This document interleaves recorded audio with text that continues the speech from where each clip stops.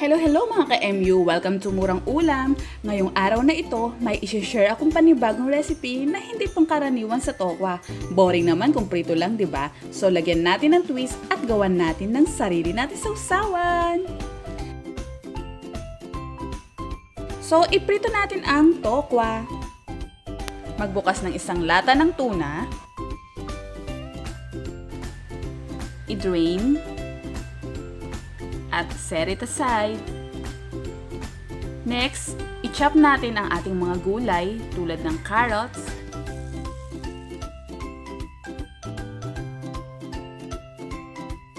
sibuyas,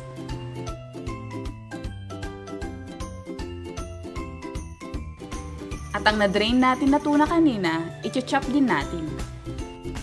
Aside sa tuna, ang best alternative ay longganisa kasi malasa yon.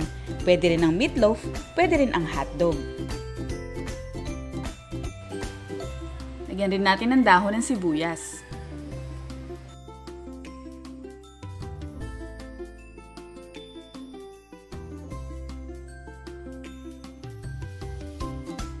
Ang naprito nating tokwa kanina, atin itong bubutasan.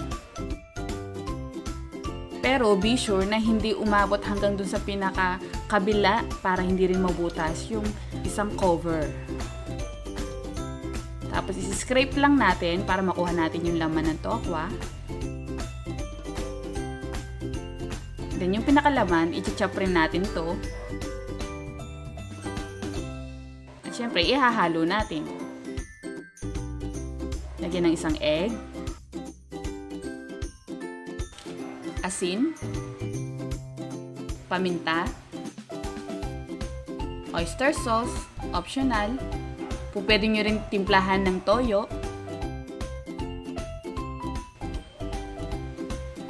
Sa puntong ito, napansin ko na kulang siya ng egg kaya dinagdagan ko pa ng isa.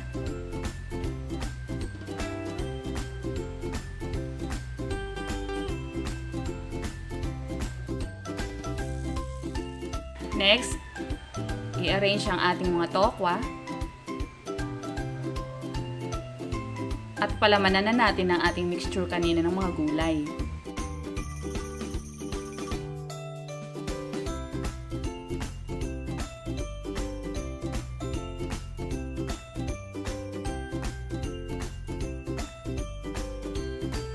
Sa separate bowl, tayo magtitimpla ng 2 harina. Cornstarch,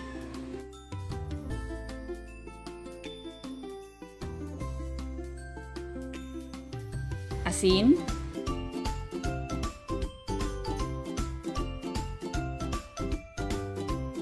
at tubig. Tansyahin lamang ang tubig. Ang kailangan natin dito ay medyo malapot.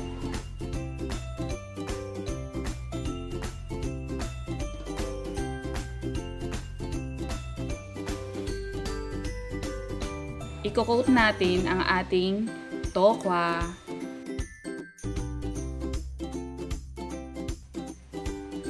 At iprito sa pinagprituhan natin kanina ng tokwa.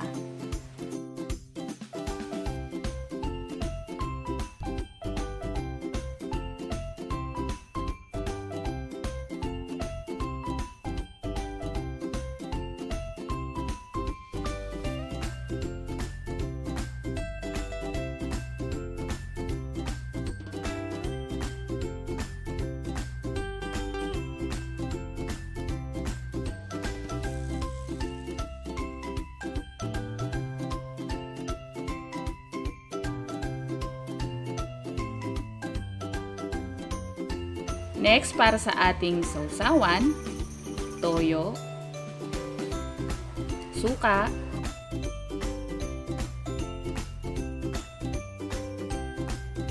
chopped onion,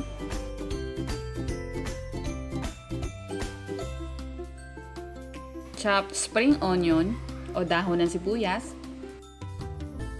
magpiga ng 2 hanggang 3 pirasong kalamansi. Lagyan ng sili, pero optional ito.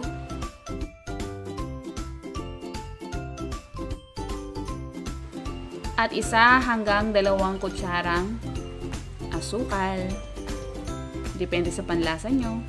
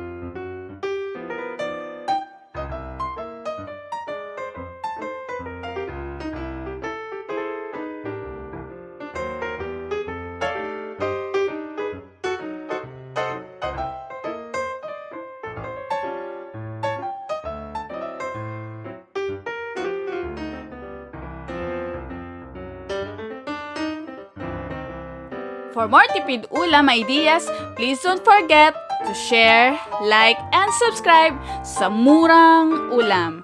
Thank you for watching!